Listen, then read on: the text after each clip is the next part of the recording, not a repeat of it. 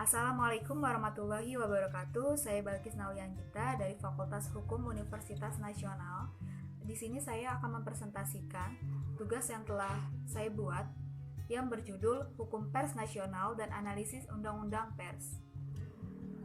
Hukum pers nasional, persoalan-persoalan yang berkaitan dengan pers dilihat dari berbagai ketentuan yang mengatur.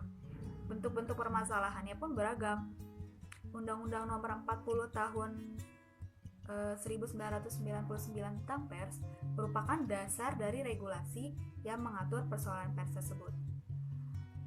Pers adalah lembaga sosial dan wahana komunikasi massa yang melaksanakan kegiatan jurnalistik, yaitu dengan mencari, memperoleh, memiliki, menyimpan, mengolah, dan menyampaikan informasi baik dalam bentuk tulisan, suara, gambar, suara dan gambar, serta data dan grafik maupun dalam bentuk lainnya yang menggunakan media cetak seperti majalah, koran, terus media elektronik, TV dan radio, dan segala jenis saluran yang tersedia.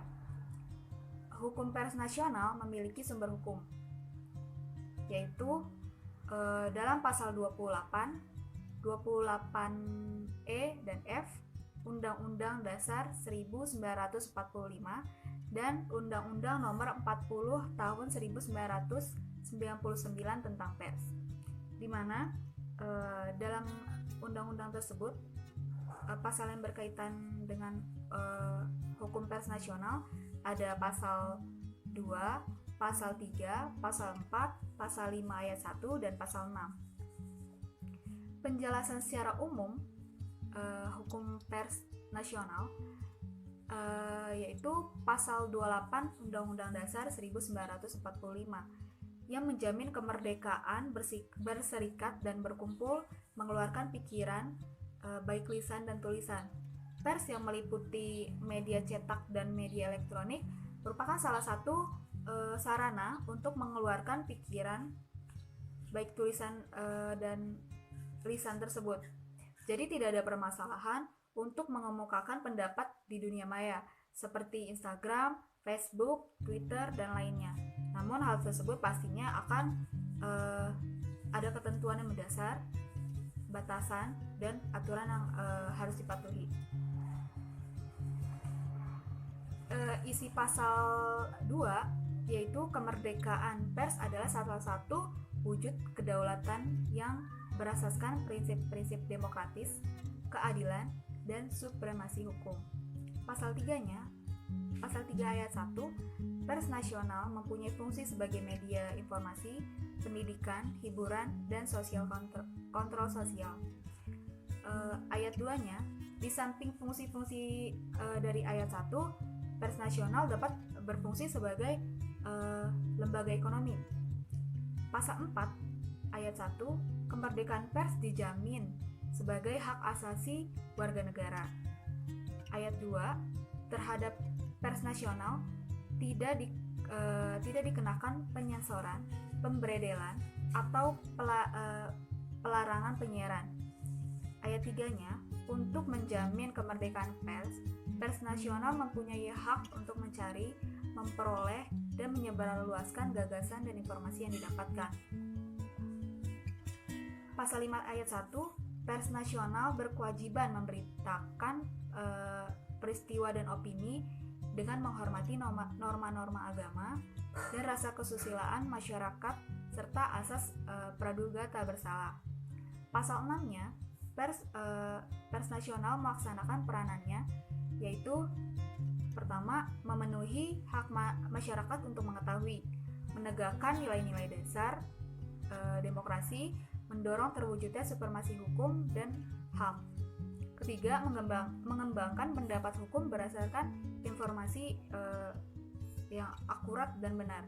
Yang keempat, melakukan pengawasan, kritik, koreksi, dan saran terhadap hal-hal yang berkaitan dengan kepentingan umum. Yang kelima, memperjuangkan keadilan dan kebenaran. Lembaga independennya, keberadaan pers dan KPI diharapkan dapat turut mengatasi persoalan-persoalan pers yang ada saat ini. Kedua lembaga ini diberi kewenangan menyusun aturan di bidang pers dan mengawasi pelaksanaannya. Pasal 15 Undang-Undang Nomor 40 1099 tentang pers, pembentukan Dewan Pers ini sebagai upaya mengembangkan kemerdekaan pers dan meningkatkan kehidupan pers nasional. Undang-Undang Pers memberikan mandat kepada Dewan Pers untuk menjalankan 7 fungsi, yaitu perlindungan kemerdekaan pers, pengkajian, pengembangan pers, pelaksanaan kode etik jurnalistik, penyelesaian pengaduan kasus pers, lalu penyusunan peraturan di bidang pers, dan pendataan pers.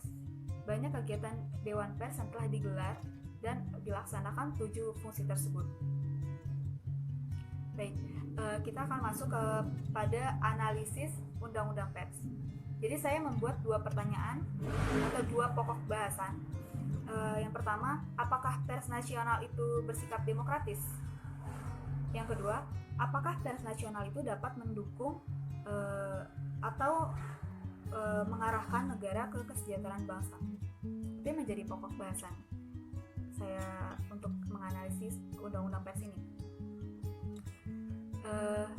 Jadi demokrasi itu adalah bentuk pemerintahan segenap rakyat turut serta memerintah dengan perantara wakilnya. Gagasan atau pandangan hidup yang mengutamakan persamaan hak dan kewajiban serta perlakuan yang sama bagi semua warga negara. Jadi apakah pers itu bersikap demokratis? Untuk saat ini menurut saya tidak. Karena setiap kritik atau pendapat yang kita utarakan kepada pemerintah itu selalu saja disalahkan, selalu saja dianggap salah, selalu saja pendapat kita itu dibantahkan. Bahkan mungkin bisa dikategorikan sebagai suatu penghinaan. Padahal dalam pasal 2 Undang-Undang Nomor 40 1945 yang mana tadi saya jelaskan, kemerdekaan pers adalah salah satu wujud kedaulatan rakyat yang berasaskan prinsip-prinsip demokratis, keadilan, dan supremasi hukum. Tapi kini nyatanya tidak. Semua yang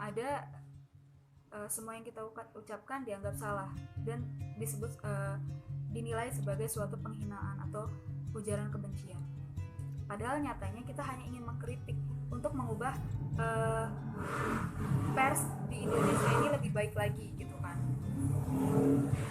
Untuk pertanyaan kedua, apakah pers nasional itu dapat mendukung dan mengarahkan negara ke kesejahteraan bangsa? Seharusnya sih bisa, tetapi mungkin dengan kondisi seperti ini sulit, karena pers itu untuk pemerintah, sebagai corong pemerintah, yang harusnya pers itu memiliki sifat yang independen dan netral, tapi nyatanya tidak, selalu berpihak kepada pemerintah. Di samping itu, pers nasional dapat berfungsi sebagai lembaga ekonomi dalam masyarakat yang berperan dalam mengawasi pemberitaan yang dilakukan pers. Pengawasan ini tertuang dalam pasal 17 ayat 1 dan ayat 2 Undang-Undang Pers, di mana dikatakan masyarakat dapat melakukan kegiatan yang mengembangkan kemerdekaan pers dan menjamin hak perolehan informasi yang diperlukan. Itu harusnya seperti itu. Namun kini sepertinya sulit, karena rata-rata pers yang ada mendukung pemerintah, opini pemerintahan, dan menggiring menjadi sebuah opini publik yang dibesar-besarkan. Jadi untuk itu terdapat kasus-kasus lainnya yang berkaitan dengan pers. Keselamatan wartawan menjadi masalah serius di Indonesia karena banyak kekerasan yang terjadi pada wartawan. Aspek yang menonjol dalam penanganan kasus wartawan belum adanya pedoman tentang tahap-tahap dan mekanisme yang menjadi rujukan bagi berbagai pihak yang terkait. Oleh karena itu, perlu disusun pedoman yang bisa melingkupi, yang bisa melindungi setiap wartawan. Mungkin banyak kasus, lebih dari 300 kasus yang terjadi pada tahun ini, karena setiap ada demonstran atau ada berita-berita yang terkini, pasti pers, baik wartawan, baik apapun itu, pasti selalu menyoroti pemberitaan tersebut yang membuat percecokan, karena menganggap hal tersebut tidak boleh publik tahu, tetapi tetap disiarkan. Itulah fungsi pers, untuk semua masyarakat tahu. Nah, wartawan, kasus yang saya akan bahas itu terjadi pada wartawan yang diintimidasi oleh petugas keamanan di Hotel Alexis. Jadi si A ini mau ke tempat B, yaitu Hotel Alexis tersebut, dan dia bertemu dengan penjaga keamanan yang ada di sana untuk bertemu humas Hotel Alexis tersebut. Tak selang berapa lama, si A digiring untuk masuk ke sebuah ruangan, tetapi bukan untuk melakukan penyiaran, tetapi dipaksa sebagai seorang polisi. Jika tidak mengaku, maka dia akan dianiaya oleh petugas keamanan tersebut. Entah itu untuk apa, tapi yang jelas itu termasuk sebagai penganiayaan dan tidak dapat dibenarkan. Harusnya pemerintah bisa melindungi pekerjaan yang ada untuk wartawan tersebut ya. Jadi bentuk kekerasan terhadap wartawan itu banyak, bisa kekerasan fisik, kekerasan non fisik, terus perusakan peralatan liputan seperti kamera dan alat perekam. Itu biasanya terjadi di demonstran demo-demo seperti RUU kemarin. Dan yang keempat, upaya menghalangi kerja wartawan untuk memperoleh informasi yang benar. Dan yang kelima, bentuk kekerasannya ini belum ada dan belum disebut sebagai pedoman yang merujuk pada definisi yang diatur dalam KUHP dan Undang-Undang HAM.